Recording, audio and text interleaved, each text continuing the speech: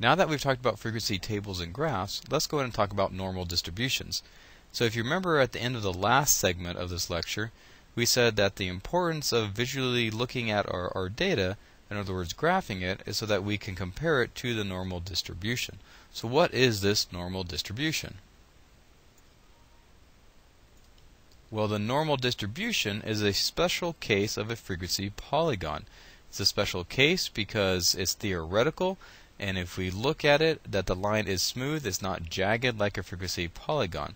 The reason for that is that we assume that this normal distribution represents the population, where there's an infinite number of observations in the population, and so it continues on forever. In fact, if you look at this frequency polygon, this normal distribution, you'll note that it does not touch the x-axis. And again, that's because, in theory, the distribution never ends. There's an infinite number of values. So you'll notice that there is no y-axis on this particular graph, again because it's assumed that the y-axis represents an infinite number of observations, and so you can't draw a y-axis to infinity, so it's not included in this particular graph. So the characteristics of a normal distribution is that it's bell-shaped, it's symmetrical. What I mean by symmetrical is that the right side mirrors the left side of the graph, so that you could fold it over and it would completely overlap with each other, with itself. And it's what we call unimodal. What we mean by unimodal is that there is one high point in the distribution. In this case, it has to be right in the center of it, and it's centered around the average, or what we call the mean.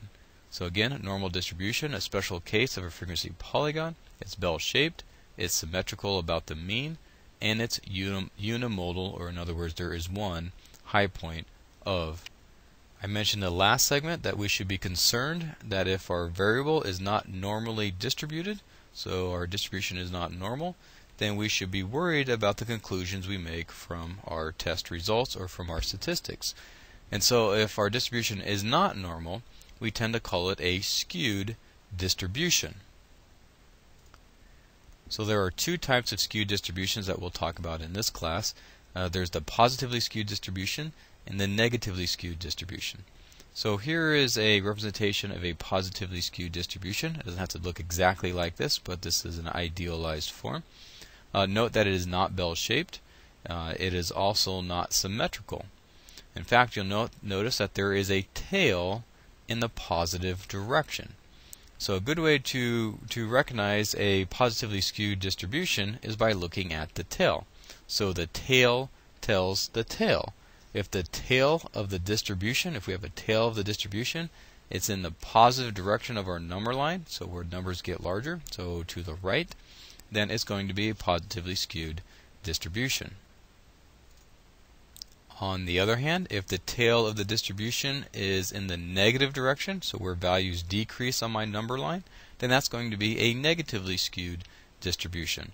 So if you're trying to tell just by looking at a graph if you have a positive or a negative skewed distribution, look at the tail. The tail tells the tail of whether or not you have a negative or a positive skewed distribution. Tail in the negative direction, it's a negatively skewed distribution. Tail in the positive direction is a positively skewed distribution. I mentioned before that having a skewed data set is problematic, and so if we have a positively or a negatively skewed distribution, then we need to make a correction. We need to try to normalize the data set before we run any types of analyses. So if we have a positively skewed distribution, then we will take the square root of all the values. And so what that does is it takes that tail in the positive direction and it brings it back in towards the rest of the numbers. So in other words, the square root will affect larger numbers more than it will affect the smaller numbers. And so that'll compress our distribution and make it more normal. For a negatively skewed distribution, we would square all the original values. So if you remember from our juvenile delinquency data set, we go back to each one of those juveniles, look at the number of school discipline acts that they had, and then we would square each of those for each of our observations or for each of those juveniles. And what that would do is that would extend our distribution, so those high numbers will then become a lot larger than the smaller numbers, and that spreads out our distribution and therefore making it more normal. So let's go ahead and take a look at the frequency polygon of our juvenile delinquency data. And so here's our frequency polygon that we drew. And if we look at it at a glance, we'll notice that, well, it doesn't look like a bell, but that's because we're using actual values. And so it's not that idealized theoretical distribution that we have with the normal distribution. And so what we're really looking for here is that, do we have a high point in the middle, and does it taper off on the ends? And it looks like that's the case here for the most part. Now you may note that there may be a slight tail in the positive direction here, and so we may be concerned that we have a slightly positively skewed distribution. To verify that, to make sure before we call it a positively skewed distribution, we would actually calculate what we call a skewness statistic. So we won't do that here, but we will learn that in the next lecture. But for right now, it appears to be fairly normally distributed. There might be a slight positive skew to it. My guess is that it's not enough to call it non-normal. So I think we have a normal distribution here. If we were to calculate that skewness statistic, it wouldn't be significant. And so this would be what we call normal enough. Now again, if we were to make a correction, in other words, if we were to correct a skew, then we'd go back to the original data. In this case, looking at our juveniles, so we have Michelle with 8, Rachel with 9, etc., and we'd make our corrections to the original data. So if we had a positively skewed distribution, then we would take the data set for, let's say, Rachel, and we take the square root. And now instead of 9, it would become 3.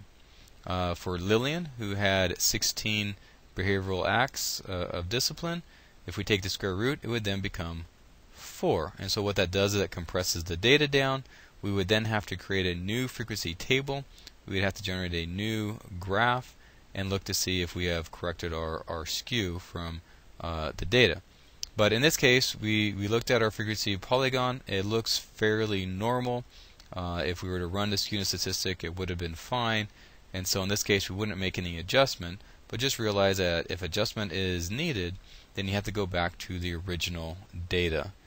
Now, I'm not likely to do that to you by hand when it comes to an exam, but you should be able to correct for data sets and rerun the frequency table in the graphs in Excel, because it doesn't take much time at all. The computer does most of the work for you. But by hand, I won't ask you to go back and correct for skewness. That would just take up too much time, and there's more things that we can do, better things we can do with our time than correcting for skewness by hand. But with Excel in the lab, I would expect you to be able to go back, recognize skewness, and then go back and correct for it, and then rerun your tables and check your skewness statistics. So finally, to conclude our lecture, again, it's incredibly important that we have a normal distribution for most of the analyses that we conduct in statistics. And so understanding the shape of our distribution to graph our distribution tells us if that distribution is normal. Again, a normal distribution is going to be symmetrical about the average or the mean. It'll be bell-shaped, and it'll also be unimodal.